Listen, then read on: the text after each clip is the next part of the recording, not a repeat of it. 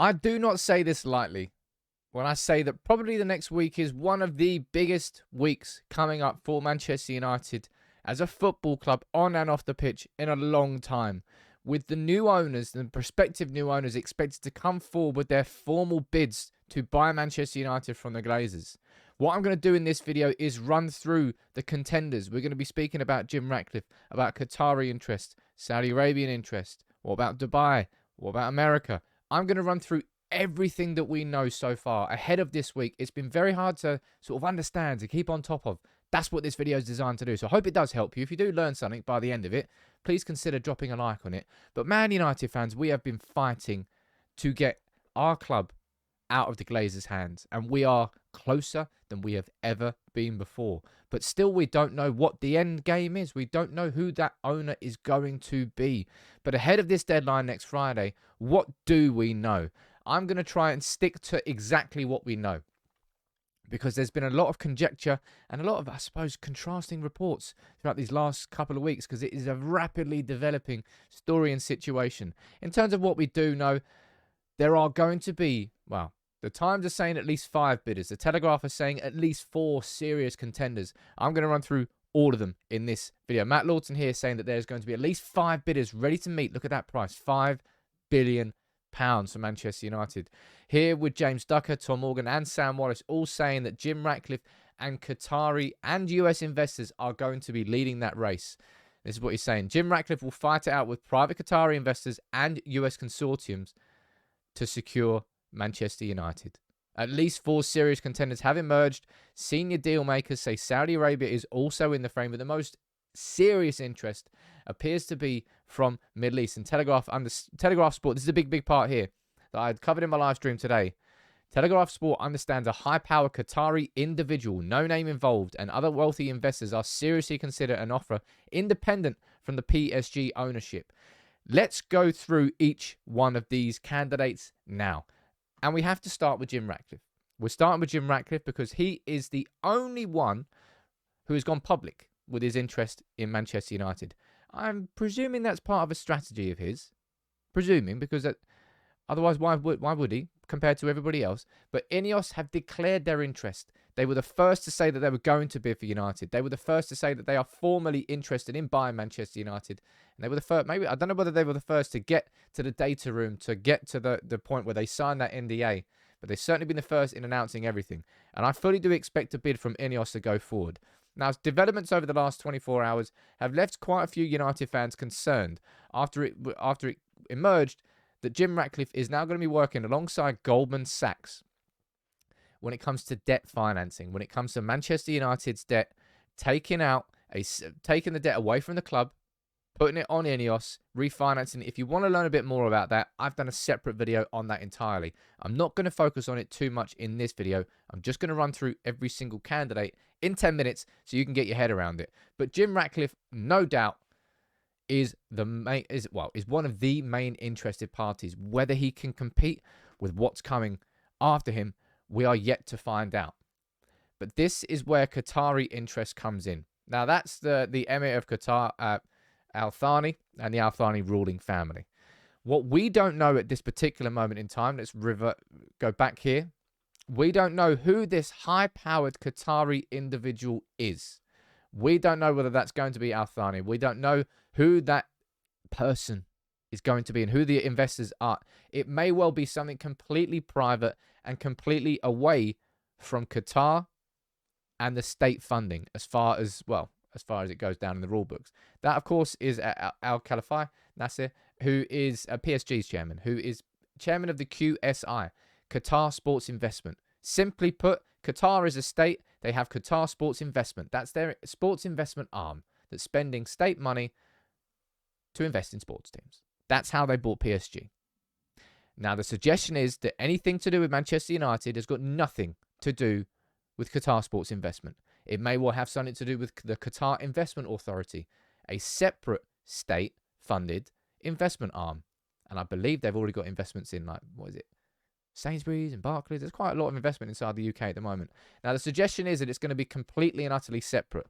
So when we find out about that, will there be a direct connection to the Al Thani family?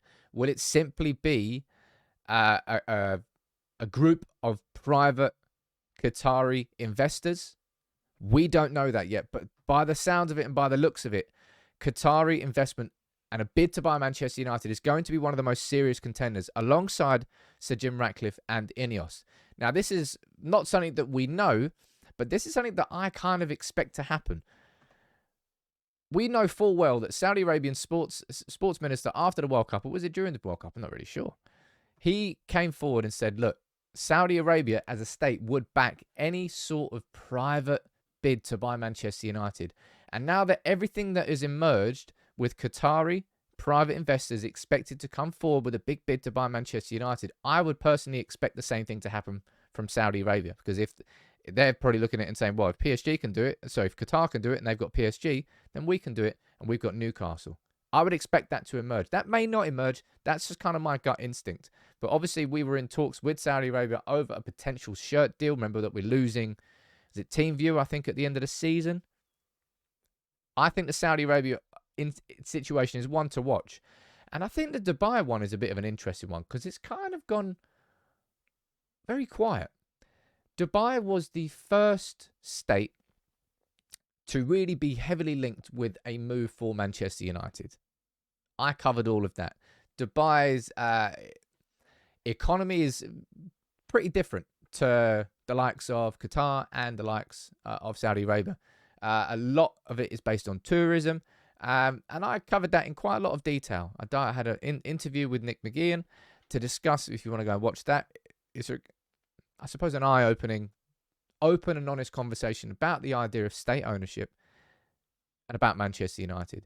But Dubai, whereas they were an early front runner, maybe not an early front runner, but certainly at the same time as Ineos was coming through and we were hearing about Jim Ratcliffe's bid to buy Manchester United, we then heard about Dubai.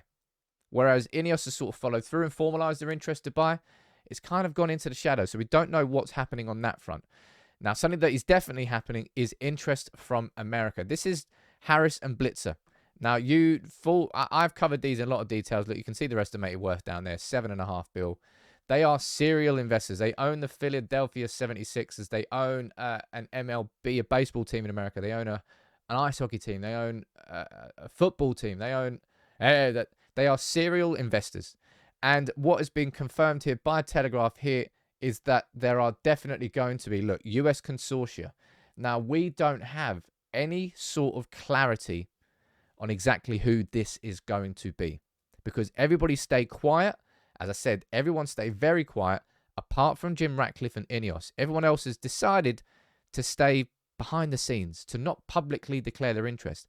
That changes this week. This week is where we get that public confirmation of interest, and I would expect it from Harris and Blitzer in America. So that's, if we're correct, if Matt Lawton here in the Times is correct and there are at least 5 bidders ready to bid for Manchester United, then we are looking at number 1, Ineos. We know that's going to happen. Qatari, I would say number 2. I personally would suspect that Saudi Arabia will come in. So that's number 3. And then you're looking at Harris and Blitzer as number 4. And then you're looking at the Ricketts family has ruled themselves out. They were involved. They got down to the last 4. I think in buying Chelsea, that didn't go through. I don't think that one's going to happen. So there's 3 names that I can say probably with confidence. Jim Ratcliffe and Ineos. Qatari and Harris and Blitzer. I would expect bids from those 3. I personally would expect something to happen from a Saudi Arabian perspective. And I expect there to be other US consortiums behind the scenes that we don't quite know about yet. So that's 5. And there may well be more. But that is everything that we know so far. All right? And this is something that we have fought for a long time as United fans. The fight is nowhere near over yet. We have to make sure this new owner is the right new owner. Is buying the club for the right reasons. Is going to help the club re-find its ambition, true ambition, to be there at the very, very top. And everything else that comes in between. There's so many questions to ask. I hope this video has helped you understand what is a very complicated situation that is continuing to develop. But I will be here covering everything over the next, I don't know how, well, hopefully we're going to have new owners by the end of March. So we've got 6, 7, 8 weeks of this. It is exciting. It's daunting. It is a little bit scary as well. We have to make sure we get the right ones in. But I hope this has helped you understand exactly where we sit a week before the deadline from the Raine Group and the Glazers for when these bids should go in. Now, let's see how it develops over the next week, though.